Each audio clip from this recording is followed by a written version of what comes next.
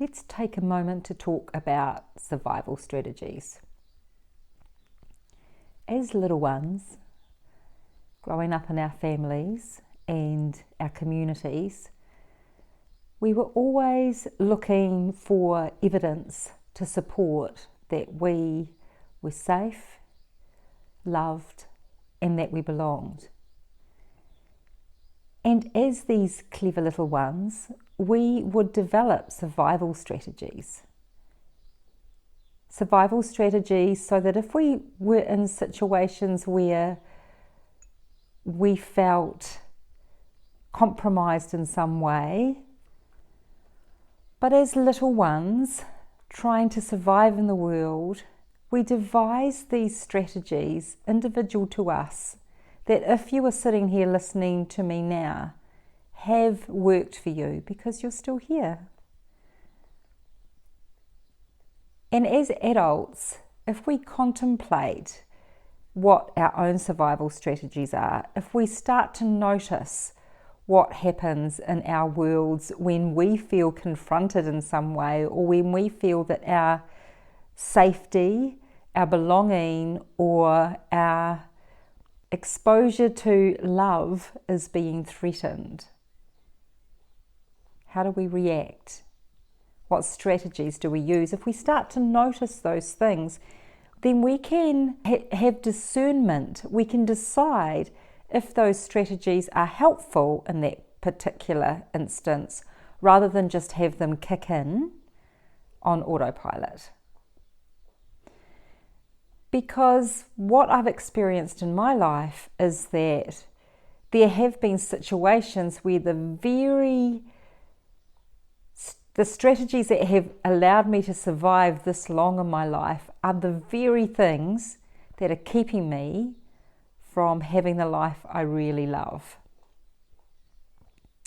And I can give you a really good example of that. And that is creating these videos and feeling resistance in me, feeling a little pang of concern about how safe it is for me to be visible. Because one of the safety strategies I have recognized that I have carried through my life is making myself invisible, making myself small, shrinking into the background, not having too much attention on me. And as a coach now who's wanting to share my message and create an environment where I can share what I've learned and inspire others to live their best lives, shrinking into the background and being invisible works against me. So it's not that invisibility is bad, it's just that in this situation where I'm wanting to share my message, utilizing the safety strategy of invisibility is not going to work for me. It stunts my growth in that area. In some coaching circles, the term that is bandied around a lot is self-sabotage, and I prefer not to use that term. I do recognize the resistance, and I do recognize that my reluctance to get on this video tonight had plenty to do with that I haven't been practicing it the last few weeks. There's been other things happening in my life, so doing the videos hasn't been a priority. And it has a lot to do with that part of me that likes to keep me safe by being small and invisible and in the background. And there are other safety strategies that I recognize in myself.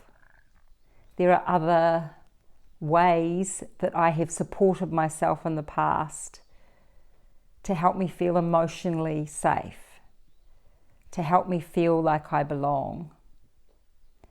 There is the strategy of being a chameleon. There is a strategy of trying to feel the vibe in the room. And one of the strategies that I noticed as an adult I have is when I go to a place where there are many people, I will scan the area. Who is a person that looks safe for me? who is another person that's on their own, or who is someone that I already know. And I've been practicing being more bold in that area. So last week, for instance, I went to an event on my own, a women's mental health event. I knew I would really enjoy the content, but it was something unfamiliar to me to go to an event like that alone. Previously, I will have had a friend come with me, or I would have not gone. Use it as an excuse to not go.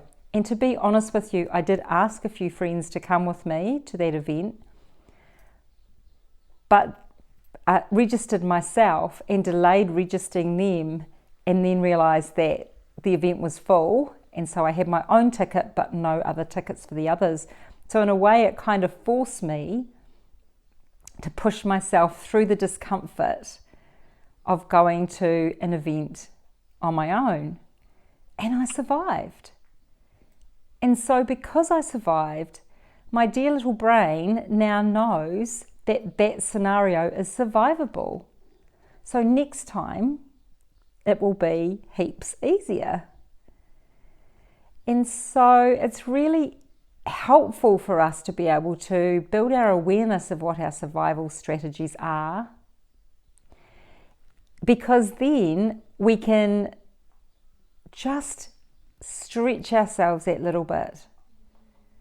We can discern, we can ask, is the survival strategy helpful in this particular scenario?